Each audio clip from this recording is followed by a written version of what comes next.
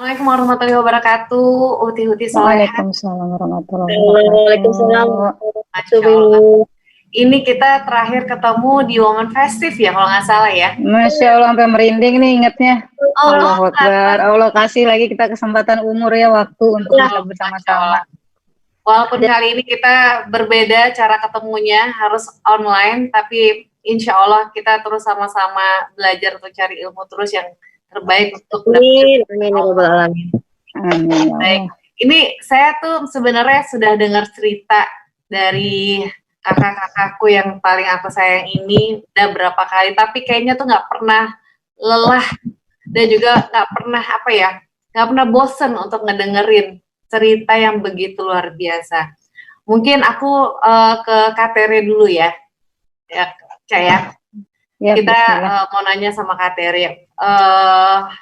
Orang sudah tahu gitu bahwa Kak Tere ini memutuskan untuk mu'alaf gitu ya, untuk pindah agama gitu, untuk meyakini Allah Subhanahu wa taala dan juga Rasul kita Nabi Muhammad sallallahu alaihi wasallam. Tapi kita pengen tahu sebenarnya ceritanya seperti apa sih Kak, dari awal di tahun berapa sampai akhirnya sekarang. Kita tahu perjalanan Kak Tere tuh luar biasa gitu. Sempat jadi penyanyi yang ngetop banget, terus juga jadi anggota DPR juga, politikus, terus mengundurkan diri dan begitu banyak cerita dalam hidup. Kemudian sekarang memutuskan untuk lebih mendekatkan diri dengan Islam. Nah, ini gimana nih ceritanya? Silakan. Baik. Ya, jazakumullah khairan semuanya untuk kesempatannya. Yang pasti kita harus selalu bersyukur atas nikmat sehat, waktu luang, dan kesempatan untuk talibul ilmu, ya. Karena di dalam ilmu ada keberkahan. Insya Allah dengan ilmu kita bisa mengamalkan sesuai ketentuan syariat Allah. Baik, untuk perjalanan hijrah saya sebenarnya bisa dibilang ya berliku ya, karena sekali lagi memang benar tidak ada paksaan dalam memeluk agama Islam, dan sesungguhnya agama yang diridhoi di jalan Allah itu adalah Islam. Sudah disempurnakan agama ini untuk kita jalani sebagai bekal kita pulang ke akhirat. Dan memang waktu itu prosesnya dimulai sejak saya mulai berpikir secara rasional. Waktu itu saya kuliah dan saya berdiri ya zaman-zaman itu zaman-zaman tahun 98 ya, ketahuan banget kan angkatan reformasi, lagi ngebahas tentang kebebasan berpendapat, dan termasuk di dalamnya kita ngomongin pertanyaan-pertanyaan besar yang ternyata kalau di dalam ilmu sekarang namanya itu pertanyaan Urdatul Kubro ya, pertanyaan besar tentang siapa kita, dari mana kita berasal, untuk apa kita ada di dunia, dan kemana kita nanti kalau kita sudah pulang. Dan memang dari situlah baru saya mulai kenalan tuh sama statement yang disampaikan sama teman saya. Ngobrol santai sih, karena dulu yang saya ketahui dan yang saya diajarkan dalam agama saya sebelumnya adalah Tuhan itu 3 menjadi 1, inkarnasi dalam sosok Yesus gitu ya. Nah, makanya Tuhan itu jadinya disembah dalam konteks menjadi manusia, yaitu Yesus gitu. Nah, ketika teman saya bilang, tenang aja, kita juga ngakuin Yesus kok. Kok bisa gitu, pertanyaan saya waktu itu. Karena saya belum punya pengetahuan sama sekali tentang Islam, kecuali mereka adalah domba-domba yang hilang. Nah, lalu teman saya bilang, iya, kita juga ngakuin Yesus, tapi Yesus yang kita ketahui adalah salah satu nabi besar. Sementara pemilik alam semesta ya Allah yang satu gitu. Kalau belum puas, ya, coba aja baca sendiri di Al-Quran gitu. Tentu saja itu waktu itu buat saya kan agak-agak antara penasaran tapi kayak serem, atau ya karena kan kita dulu selalu dibuat mindsetnya seolah-olah di luar agama kita itu adalah jalan kesesatan gitu. Dan memang waktu itu saya berusaha untuk berpikir logik bahwa nggak mungkin nggak ada semuanya kan ngakui agama ini dari agama Samawi ya, semuanya berasal dari Nabi Ibrahim, atau yang dulu kita kenal di agama saya sebelumnya itu Abraham. Nah, ternyata setelah saya menelusuri semua data, karena saya suka segala sesuatu yang sifatnya penelitian ilmiah, dan alhamdulillah waktu itu kuliahnya komunikasi dan belajar tentang teori komunikasi ke Shannon Weaver yang membahas tentang bagaimana sebuah pesan sampai bisa terdistorsi sehingga mengubah isi pesan sampai ke penerima pesan. Nah, singkat cerita, qadarullah Allah izinkan saya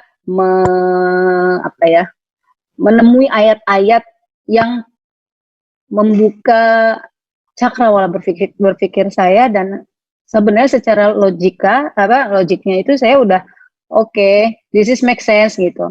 Tapi waktu itu hati saya masih keras. Saya sempat agnostik mungkin sekitar setahun. Jadi saya sempat nggak mau, oke lah ini mungkin agama semua adalah buatan manusia. Yang penting saya tahu Tuhan saya satu, the creator of the universe. Saya pokoknya mau saya sebut dengan suka-suka saya, pastikan Tuhan Maha Tahu, dulu mikirnya gitu. Sampai akhirnya dapat kode keras. Kode kerasnya adalah dikasih mimpi. Mimpinya waktu itu terbujur kaku dalam gelap dan ditanya sama sebuah cahaya. Cahayanya itu nanya, siapa Tuhanmu, siapa nabimu. Alhamdulillah Allah kasih saya bangun, dan bangunnya tuh keringet dingin ya, udah yang kayak oke, ini kode keras gitu, pesan dari langit, nggak mungkin. Iya, terserah kalau orang lain masih menganggap saya majnun atau apa, terserah, tapi yang jelas buat saya itu pesan dari langit, karena sebelumnya rasional saya sudah diberikan informasi yang valid gitu tentang kebenaran agama ini, tapi hati saya, kolbu belum tersentuh, sampai akhirnya saya dapat frekuensi lewat mimpi ya, takwil mimpi, yang saya waktu itu kemudian akhirnya saya cari tahu artinya sama beberapa guru, dan memang ya itu semacam dikasih ini kayaknya ya, dikasih thriller ya kalau di bahasa kita sekarang ya, karena memang di akhirat nanti pertanyaan itulah yang akan dipertanyakan. Waktu itu saya belum tahu itu pertanyaannya gitu, dan ya udah alhamdulillah dari situ dikasih kemudahan untuk bersyahadat, walaupun memang bersyahadat itu nggak segampang yang orang kira. Qadarullah 2 September 2000 saya bersyahadat. Saya pikir waktu itu sudah selesai, maksudnya oke, fix, udah jadi muslim, ya udah gitu. Ternyata nggak sampai di situ. Yang namanya iman itu harus dipupuk. Dan memupuknya pakai apa? Memupuk yang paling optimal adalah dengan rasa cinta. Cinta kepada siapa? Kepada Allah dan Rasulnya. Saya belum paham kalau ini ternyata salah satu faktor penggembur utama iman seseorang. Jadi nggak mungkin iman kita kuat kalau kita nggak sayang sama Rasulullah. Kenapa? Karena Rasulullah uswatun hasanah. Nggak mungkin kita mencintai Al-Quran kalau nggak mencintai Al-Quran yang hidup, yang ada pada Rasulullah. Nah, alhamdulillah Allah kasih kode keras lagi. Saya nggak tahu, mungkin karena saya orang yang agak sedikit kekehan ya gitu ya, keras kepala sih mungkin ya. Jadi kalau nggak ada data, nggak ada, ya gitulah. Kalau nggak benar-benar semua itu terinformasi dengan baik, saya masih belum masih agak keras gitu ya, sampai akhirnya Allah kasih kode keras berikutnya, yaitu kematian. Qadarullah, ibu saya meninggal di tahun 2012, yang dilanjutkan dengan bapak saya meninggal juga tahun 2013, jadi berturut-turut. Beliau semua dalam kondisi sakit waktu itu. Nah, qadarullah, ibu saya memang seorang Kristen taat yang berpesan sebelum beliau meninggal, berpesan kepada saya, nak, satu, berjuang bisa di mana aja, yang menjadikan inspirasi, makanya saya mengundurkan diri dari parlemen. Lalu yang kedua, nak, jadi apapun agamamu, kalau kamu Islam seperti saat ini ya, kamu jadi Islam yang baik ya, jangan setengah-setengah, jangan tanggung gitu. Jadi harus serius gitu intinya. Oke. Dan itu waktu itu saya mulai mencermati gitu ya, apa iya ya, saya sholat juga waktu itu masih ya gitulah, kayak apa, kadang bagus, kadang futur gitu, dan masih frekuensinya masih berantakan lah. Dan ada beberapa episode hidup saya yang membuat saya sempat suuzon sama Allah gitu. Nah itu yang bahaya, nggak boleh, jangan sampai teman-teman mengalami itu. Lalu di tahun 2013 yang membuat saya benar-benar merasa ditampar adalah ketika bapak saya pulang dalam kondisi berbalik ya, kalau dalam bahasa Al-Quran ya. Jadi beliau sempat syahadat jauh sebelum saya syahadat, tapi qadarullah di ujung hidupnya Allah tarik kembali itu hidayah. Jadi dia kembali ke agama sebelumnya, dan itu membuat saya shock berat. Itu karena juga saya, jadi sebelum beliau menembuskan nafas terakhir, itu saya sempat dikasih mimpi juga. Mimpinya ditanyain cahaya lagi, tapi ditanyain suruh nanya bapak mau meninggal secara apa. Just berat banget ya kalau anak dikasih pertanyaan mimpi begitu, terus bapaknya kondisinya lagi di dalam kondisi kritis, terus dimimpiin kayak gitu. Wah, itu benar-benar buat saya shock banget. Dan ketika bapak saya berpulang, saya melihat ini sebuah pesan lagi dari langit. Oke, berarti nggak boleh main-main. Mama saya udah berpesan, jadi Islam yang benar. Dan ya, saya selama ini saya mengakui saya pendosa, saya banyak sekali melakukan kesalahan, tapi saya nggak mau akhir hidup saya, kalau di surat Ali Imran ayat 102 kan, wahai orang-orang beriman, taatilah Allah dan janganlah kamu mati melainkan dalam keadaan muslim. Saya nggak mau saya meninggal nggak bisa menghembuskan nafas dengan mengucapkan kalimat La ilaha illallah Muhammadur Rasulullah. Makanya sejak saat itu saya berikhtiar untuk cari tahu, saya nggak mau setengah-setengah gitu. Intinya saya ikhtiar, alhamdulillah Allah mudahkan, saya ketemu almarhumah guru ngaji saya. Jadi guru ngaji saya baru saja berpulang di Desember 2019 yang lalu. Beliau sangat istiqomah memberikan saya ilmu.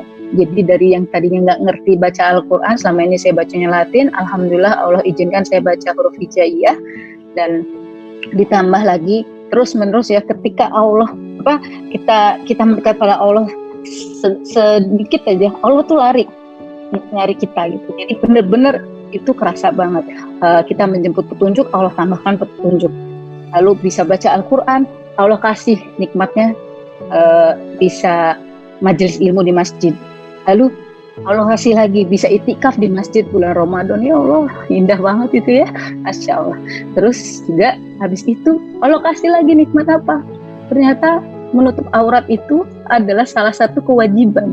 Saya dulu nyangkanya cuma sunnah, karena memang ilmu saya, ya saya bodoh gitu. Saya belajar dari orang yang nggak tahu sanadnya dari mana, belajar asal-asalan. Saya pikir selama ini, itu kan sunnah, itu wajib.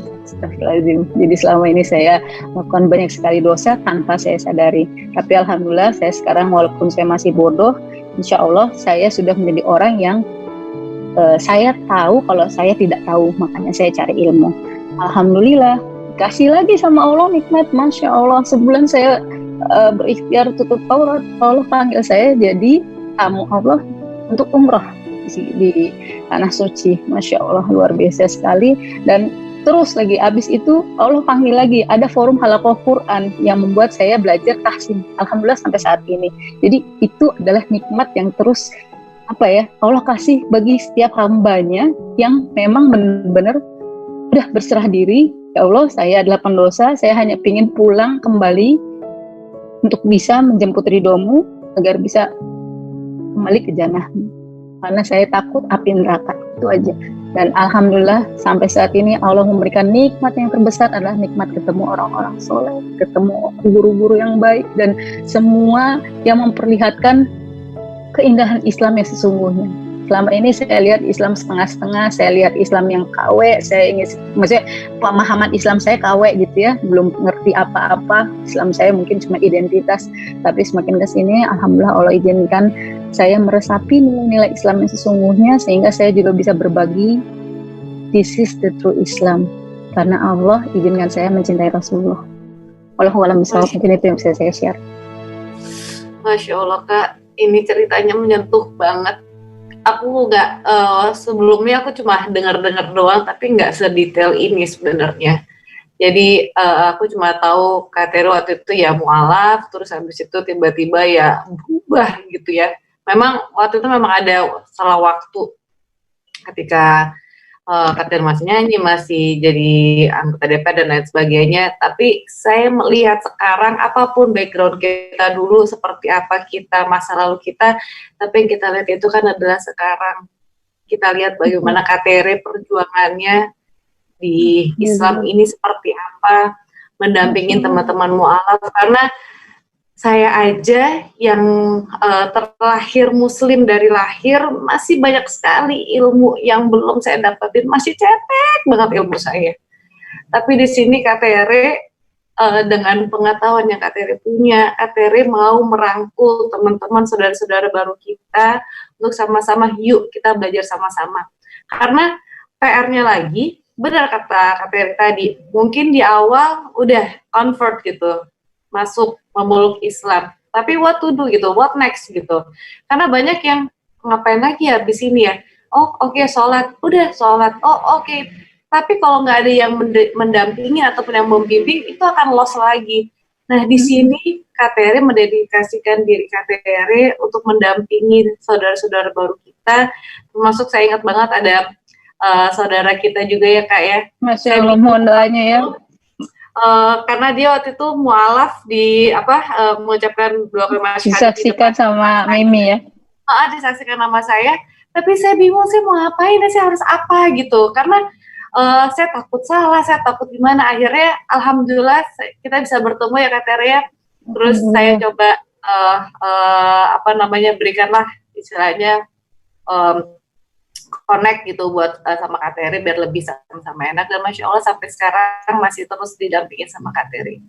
Masya Allah, alhamdulillah atas semua kebaikan Kakak. Iya, itu semua karena Allah. Kita mengembalikan semua kenikmatan yang Allah kasih kok. Itu pun kita belum apa-apa.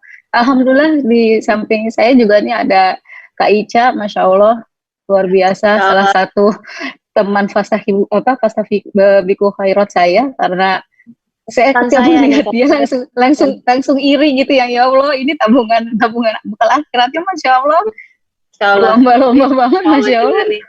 Saya belajar dari kakak-kakak yang dari Mimi, dari perjuangan hijrahnya, dari Kak Tere apalagi, banyak menjadi inspirasi buat saya bahwa Islam tuh insya Allah hidayah tuh memang ada dan kita cari, dan kalau kita bersungguh-sungguh di dalamnya insya Allah kita ada di jalan yang tepat yang Allah pilihkan buat kita.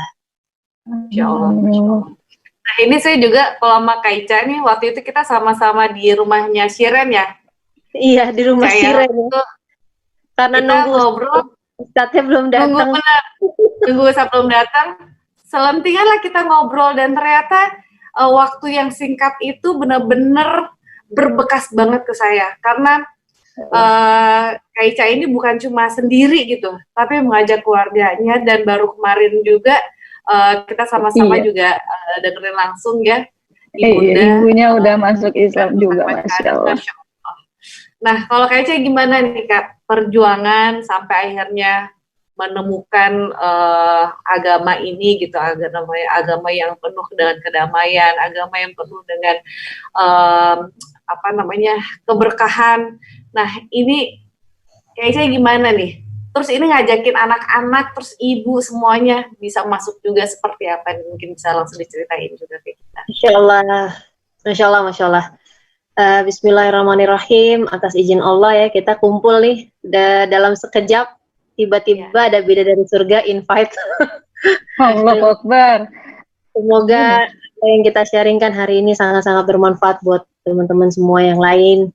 Di tengah saum kita, semoga Allah berikan rahmat, berikan keridhaan, kita semua dapat berpuasa dan diterima puasa kita. Jadi bismillahirrahmanirrahim. Kalau aku memang hampir sama sama Kak Tere. Kita dari latar belakang dulunya ya Kristen taat ya Kak Tere. Banyak berkecimpung di ya mungkin di gereja atau di perkumpulan-perkumpulan rohani tentunya.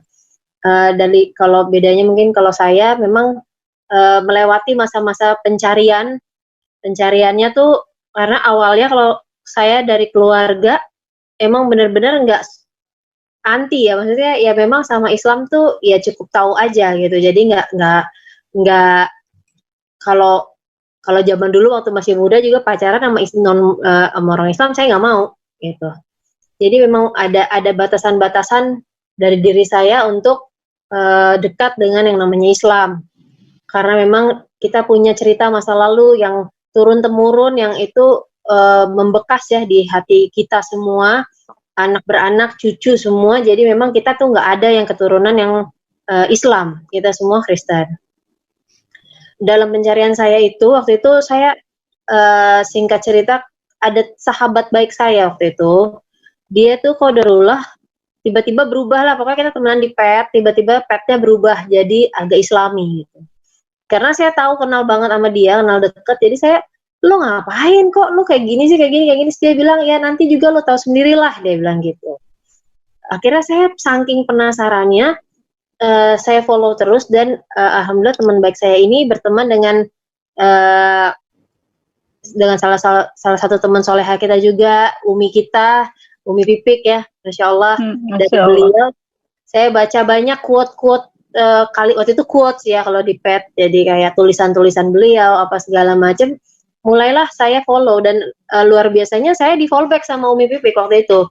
Jadi kayak oh ternyata mereka open kok, karena yang ada di mindset saya waktu itu Islam tuh kayaknya jahat, Islam tuh teroris karena ada kejadian 11-12 itu kan 11-11, jadi kayaknya yang terdoktrin itu yang nggak baik.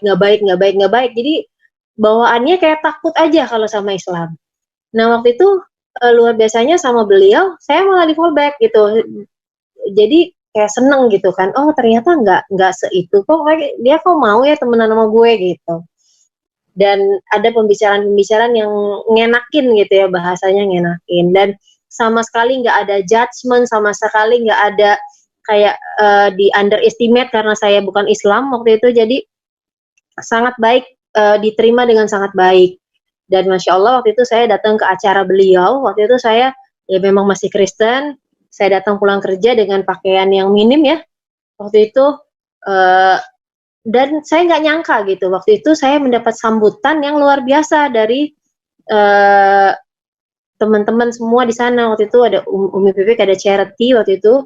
Jadi saya datang ke sana, ada Mbak Nana, ada Mbak ini. Masya Allah saya diterima dengan baik, bahkan disuruh duduk di depan.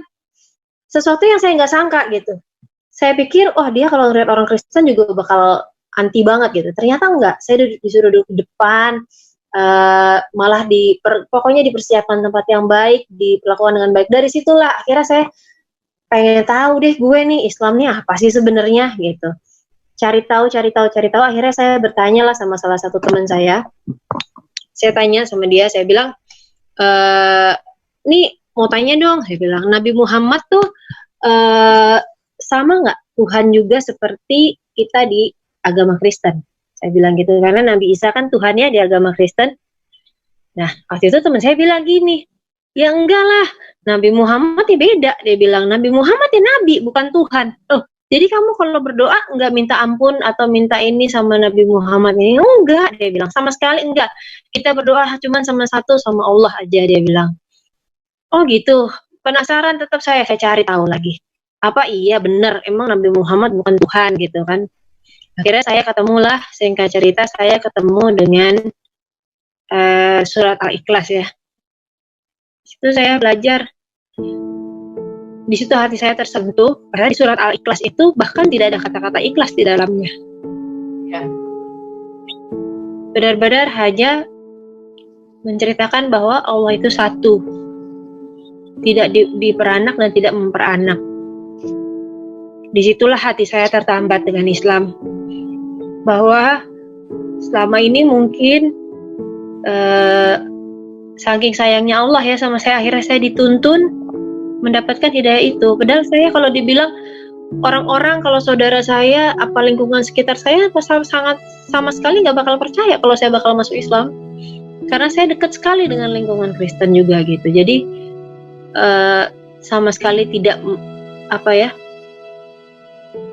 tidak disangka-sangka gitu. Karena buat saya pribadi pelajaran yang saya dapat adalah itu, bahwa saya terketuk pintu hati saya waktu saya baca surat Al-Ikhlas, di mana di dalamnya tidak ada kata-kata ikhlas, malahan di situ diterangkan bahwa Allah itu cuma satu, tidak diperanak dan tidak memperanak. Disitulah saya akhirnya memutuskan untuk masuk Islam. Waktu itu anak-anak saya masih Kristen,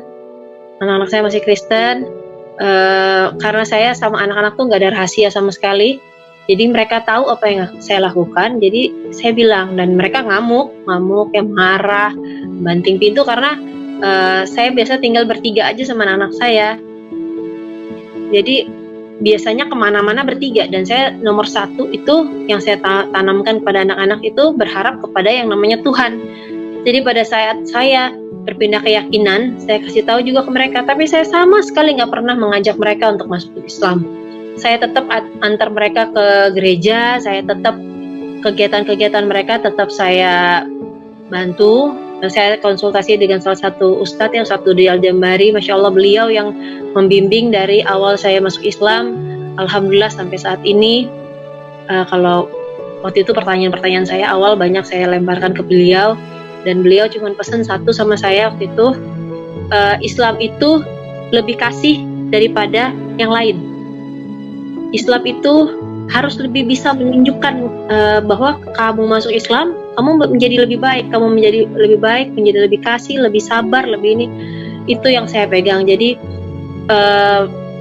kita tidak boleh mudah menjudge orang, kita tidak boleh mudah, karena Islam itu agama kasih, beliau sampaikan kepada saya waktu itu. Jadi keseharian saya saya perlakukan mereka seperti biasa. Ya mereka marah, ya saya maklumi apa segala macam. Ya alhamdulillah setelah berjalannya waktu, kemudian saya akhirnya menikah. Setelah saya masuk Islam, setahun kemudian akhirnya saya menikah. Dan waktu itu kita punya kesepakatan bahwa di rumah tuh kita nggak boleh ngomongin agama, karena anak-anak saya kan masih Kristen ya. Lambat laun ternyata mereka belajar dari keseharian, mungkin ya mereka lihat, mereka apa, saya taruh aja buku-buku gitu di rumah. Sampai qadarullah anak saya yang nomor 1 ini, dia sakit skoliosis, harus operasi. Nah, operasi tulang belakang. Nah, waktu dia di rumah sakit ini, sempat ada masa kritisnya, mau masuk ICU gitu ya, mau masuk ruang operasi. Waktu itu saya nangis, saya cuman bilang sama dia, "Kak, Umi minta maaf, nggak bisa doain apa-apa waktu itu saya, karena cara saya berdoa berbeda dengan cara Sheila waktu itu berdoa. Jadi saya istighfar, terus saya peluk dia, terus tiba-tiba dia bisik di telinga saya, "Umi, aku mau syahadat," dia bilang. Jadilah waktu itu anak saya nomor 1 tuh syahadatnya di meja operasi, jadi di ruang operasi, disaksikan para dokter. Alhamdulillah. Sudah pulang dari situ, saya belajar banyak justru dari anak saya. Dia duluan pakai jilbab. Padahal saya tanya sama anak saya ini ya, "Kenapa kok kamu mau pakai jilbab? Kok jadi keluar dari rumah sakit, 1 bulan di rumah sakit, keluar dari rumah sakit yang pertama dia minta saya hadirkan itu guru ngaji." Terus waktu dia kan pakai pen ya, dari pangkal kepala sini sampai pinggang itu ada 24 skrup ya, masih terpasang sampai sekarang. Alhamdulillah Allah kasih sehat, alhamdulillah. Pertama kali yang dia tanya waktu dia bisa berdiri, "Berarti kalau saya sholat saya nggak bisa ruku dong," dia bilang. "Ya nggak apa-apa," kata Ustadz ya sama dok, "gak apa-apa kan Allah yang menghadirkan ini, insya Allah dari keadaan ini kamu bisa jadi lebih baik," gitu. Jadi yang pertama dia tanya tuh, "Aku nggak bisa ruku dong," dia bilang. Terus kedua, pokoknya aku sampai rumah harus sudah ada guru ngaji. Jadi waktu itu langsung datang guru ngaji. Kira-kira jeda 2-3 bulan setelah kakaknya masuk Islam, sebenarnya adiknya nih saya sama sekali nggak mau tanya, karena adiknya nih orangnya ekstrovert, pendiam. Kak Tere udah tahu deh, si Valen kan sangat diem gitu ya. Saya nggak pernah mau tanya gitu, istilahnya nggak mau disenggol, takutnya tersinggung atau iya emosi. Qadarullah tiba-tiba dia nyamperin saya sama abinya.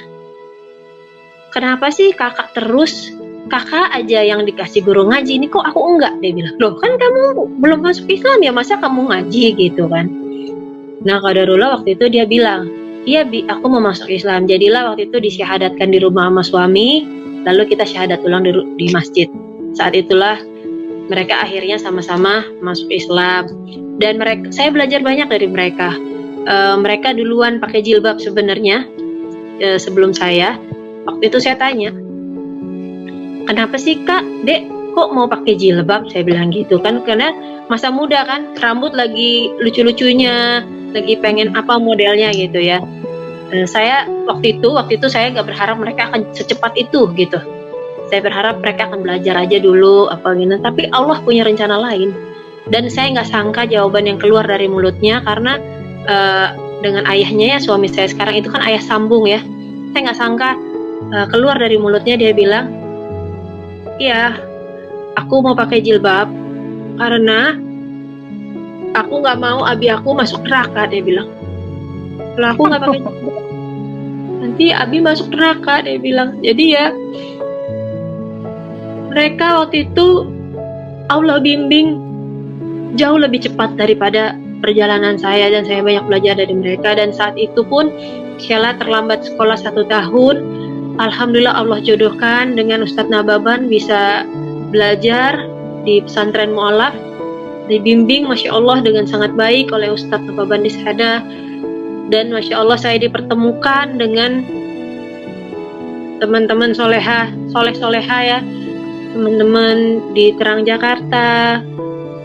Allah bawa luar biasa, walaupun mesti melewati banyak hal. Gak lama setelah anak-anak masuk Islam, suami saya di PHK, akhirnya kita usaha. Tapi justru ketika saya benar-benar di titik minus, malah Allah izinkan saya sama suami berangkat umroh gratis. Sama sekali gak keluar biaya apa-apa. Allah berangkatkan kami umroh. Dan mimpi anak-anak saya cuma satu, mereka cuma mau kita umroh sekeluarga dan abi umi bisa berangkat haji. Jadi apapun tujuan, apapun yang kita ikhtiarkan dalam kehidupan sehari-hari, itulah doa-doa kita. Insya Allah mohon doa dari kakak-kakak juga semuanya. Amin, amin ya. Karena di saat sakaratul maut pun kita bisa digoda oleh setan. Jadi penting banget kita saling minta doa dari teman-teman yang soleha, dari lingkungan yang soleha. Masya Allah, yang orang-orang soleh inilah, Mimi, Masya Allah, luar biasa. Alhamdulillah, berikan kesempatan sharing kayak gini, semoga mengingatkan diri saya pribadi bahwa kita sudah ditolong Allah dan insya Allah ke depannya. Masya Allah, ini ceritanya benar-benar rasanya tuh menoh banget gitu, hebat gitu. Orang-orang yang dulunya dari kecil nggak pernah tahu mengenai Islam, seperti apa agamanya, seperti apa kitabnya, seperti apa rasulnya gitu. Tapi Masya Allah, Kak Tere sama Kak Ica kayak dikasih kesempatan untuk belajar.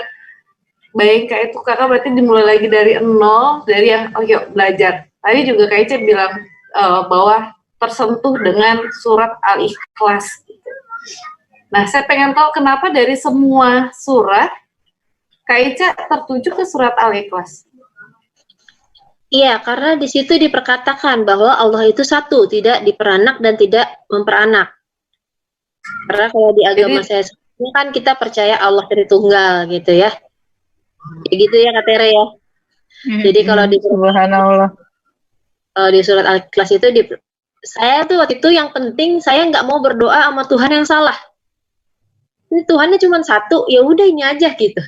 Itu kan diyakinkan sekali di situ, di garis bawah bahwa Tuhannya cuma satu, tidak diperanak dan tidak memperanak. Jadi itu di situ adalah pencarian saya yang menggugurkan kepercayaan saya sebelumnya. Dan ini sahabat hijrah yang luar biasanya lagi, bahwa Kak Tere dan juga Kak Ica itu bukan cuma sekedar ingin belajar untuk memperdalam keimanannya untuk sendiri, tapi beliau-beliau ini mencoba untuk memperjuangkan dirinya di jalan Islam, di jalan dakwah, hingga begitu banyak ikhtiar-ikhtiar mereka yang bisa terus membuat orang-orang tuh semakin melihat the beauty of Islam itu sendiri gitu. Kayak Kak Tere sekarang juga, aduh mohon maaf ini kalau di rumah emang Masya Allah. Apa ini tugas utama, Masya Allah. Ini makanya nggak bisa ke akal juga karena harus nemenin anak-anak puasa di rumah. Masya Allah. Ya. Nah ini juga sahabat Hijrah juga tahu gitu bagaimana perjuangan dari Kak Tere dan Kak Ica gitu. Kak Tere dia ada di mualaf apa Kak namanya Kak? Sebenarnya alhamdulillah sama Kak Ica juga. Jadi kita awalnya tuh kita berdua ini lagi karena banyak sekali kita ngelihat ini kok kondisinya teman-teman mualaf kayak apa ya, kok kayaknya perlu disupport gitu. Jadi kita bikin yuk ini awalnya WhatsApp grup ya, Salihah ya, Ica. Iya. Kita bikin WhatsApp grup, lalu berkembang jadi semacam komunitas ya. Alhamdulillah kemarin juga ada satu lagi ya, Vivi sudah masuk Islam juga. Dan itu yang menarik dari terinspirasi dari kisah hijrah salah satu yang kita bersamai juga ya, Masya Allah ya, dari Angel bikin buku tentang hijrah, Vivi baca bukunya, Allah kasih hidayah lewat situ ya. Allahu Akbar, indah banget. Karena memang karena kita mengalami, jadi kita sadar betul ya Kak Tere bahwa memang nggak cukup sekedar masuk Islam, jadi memang perlu pendampingan, perlu yang membersamai, karena kita punya banyak pertanyaan ya Kak Tere ya, yang butuh solusi yang tepat, karena kalau diarahkan yang nggak tepat juga kasihan gitu kan. Betul. Jadi banyak teman-teman yang Masya Allah waktu awal bersyahadat belum diterima sama orang tuanya, biasanya datang ke rumah sini, titip baju. Di rumah singgah ya, Masya Allah. Singgah, Alhamdulillah. Jadi karena kan tetap harus baik ya adab kita kepada orang tua, malah setelah masuk Islam harus jadi lebih baik, harus lebih ditunjukkan gitu ya, lebih hormat. Iya, jadi ya saya selalu pesan ke mereka jangan pernah lawan orang tua, karena orang tua itu mulia ya di agama Islam, orang tua kita muliakan. Nah kalau Kak Ica gimana nih? Tadi kan cerita tentang anak-anak yang akhirnya juga convert ke Islam gitu. Nah kalau ibu ini seperti apa? Karena kan ya terkadang kan kita untuk mama untuk ngebawa orang tua gitu, untuk ngajakin. Kadang kan ya mungkin ada tantangan tersendiri gitu. Nah kalau Kak Ica gimana tuh? Alhamdulillah jadi setelah aku masuk Islam, hubungan mamaku masih mau teguran ya sama aku, masih mau ngobrol. Tapi begitu cucu-cucunya masuk Islam, waduh, tuh yang namanya ngamuk, udah yang paling rajanya ngamuk. Jadi aku sama mama sebenarnya ada sekitar 1,5 tahun nggak ngomongan. Oh, sempat ini ya? Sempat nggak ngomongan, sempat nggak ketemu. Pokoknya akhirnya aku pilih menyendiri karena takutnya kalau kita sautin terus nanti kita jadi dosa kan. Jadi lebih baik diam. Kan lebih baik diam. Berkata baik atau diam. Jadi ya saya pilih diam waktu itu. Diam, jadi beliau juga nggak mau menghubungi, ya saya juga pilih diam. Nah, waktu itu alhamdulillah cucunya biasa ya, bertambah usia, jadi mungkin dia rindu sama cucunya. Dia datang sekali waktu. Nah, udah setelah itu situasi makin baik. Nah, saya berusaha untuk ini aja, maintain aja terus gitu. Kita maintain, kita berhubungan baik, kita maintain, kita berhubungan baik. Sampai qadarullah waktu itu saya sakit. Dan saya punya satu sih yang saya selalu lakukan. Saya orang yang paling nggak tahu malu untuk nitip doa. Jadi sama siapa aja, kalau saya ketemu, saya pasti bilang, doain ya nyokap gue, doain ya ini. Pokoknya saya terus diingat ya. Entah dari mulut siapa doa itu dikabulkan Allah kan. Entah siapa yang doanya tembus ke langit. Jadi saya selalu nggak pernah bosan, siapa aja saya selalu ketemu di status kayak di mana, saya selalu kalau lagi pasang foto mama saya pasti di bawahnya saya tulis tuh doain ya biar mama saya ini. Jadi apa aja saya selalu minta doanya. Nah, Masya Allah pasti insya Allah ini doa dari sahabat-sahabat saya juga, dari guru-guru saya juga. Jadi sama ustadz-ustadz pun saya selalu gitu doain ya mama saya, karena saya sedih banget waktu kajian tuh disampaikan oleh Ustadz Umar Mita bahwa kalau mama saya meninggal pun misalnya naudzubillah min dzalik dalam keadaan dalam keadaan bukan muslim gitu ya, dalam keadaan Kristen, saya nggak bisa mengurusi jenazah beliau. Kita nggak bisa ngurusin ya, maksudnya dengan ritual, dengan apanya kita kan nggak bisa kan mengurusi. Jadi saya sedih banget waktu itu. Mau apapun alasannya, kita cuma bisa tunggu di luar gitu kan. Jadi waktu itu saya sangat saya berjuang, saya doa terus, saya minta sama Allah. Saya minta sama Allah supaya dilembutkan hatinya, supaya Allah bukakan jalan pikirannya. Qadarullah waktu itu saya kurang sehat ya, jadi saya masuk rumah sakit. Terus aku masuk rumah sakit, terus pulang dari rumah sakit tuh saya ngobrol, "Mah, tuh mati tuh sakit tuh nggak usah tua, muda pun bisa sakit, apalagi tua," saya bilang gitu. Saya aja yang muda nih, udah qadarullah Allah izinkan sakit ya Kak Tere. Insya Allah menguburkan saya. Jadi menaikkan derajat iman, amin. Amin. Nah, itu pas dia datang ke rumah nungguin saya kan, saya ngobrol lah sama dia. Saya ngobrol, "Mama nanti kalau meninggal gimana?" Apa segala macam saya ngobrol. Saya juga keluar dari mulutnya. "Sebenarnya Mama udah lama pikirkan," dia bilang. Jadi ya alhamdulillah setelah mama saya tanya-tanya tentang kematian, beliau terbuka hatinya. Dia terbuka hatinya, langsung dia bilang, "Saya mau syahadat." Masya Allah difasilitasi waktu itu teman-teman musyawarah, waktu itu kita datang. Alhamdulillah November tahun lalu, persis November tahun lalu mama saya masuk Islam, dan terus mohon doanya. Saya masih ada kakak saya, alhamdulillah selama Ramadan ini lagi di rumah, jadi saya titip doa lagi nih. Kakak saya sama anak-anaknya lagi ada di rumah bantuin saya selama Ramadan. Amin ya Allah, amin ya Allah, amin. Yuk kita sama-sama ikhtiarkan kalau masih ada di sebelah kanan kiri kita yang belum kenal wajah Islam yang sesungguhnya, keindahan Islam yang sesungguhnya, yuk kita sama-sama ikhtiarkan untuk menceritakannya lewat akhlak terbaik kita. Dan buat teman-teman yang ingin tahu seperti apa sih sebenarnya isi value dari ajaran Islam ini, jangan khawatir, jangan melihat dari orang-orang yang nggak kenal Islam, tapi tanyalah sama kita, insya Allah kita akan menyampaikan sebagaimana kita juga merasakannya dalam hidup kita sendiri. Insya Allah bisa jadi berkah buat semua. Wallahu a'lam bishawab. Jazakillah khair Kak Tere. Kak Ica ada mau disampaikan sedikit? Insya Allah satu aja mungkin, pokoknya dalam segala hal perdalam ilmu iman kita kepada Allah, bahwa keyakinan kita ilmu tauhid ya Kak Tere, itu betul penting sekali banget. Apalagi zaman pandemik kayak gini ya.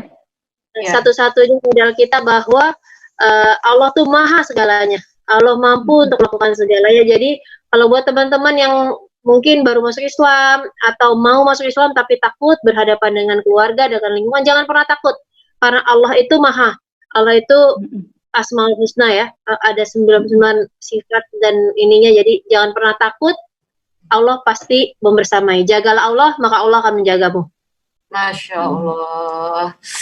Jazakumullah khair kakak-kakakku soleha. Aku, Masya Allah. Ini jariah buat kita semua, amin. Insya Allah, Allah ridho, amin ya Allah. Kita tutup obrolan kita bareng sama Kak Tere dan juga Kak Ica. Assalamualaikum warahmatullahi wabarakatuh.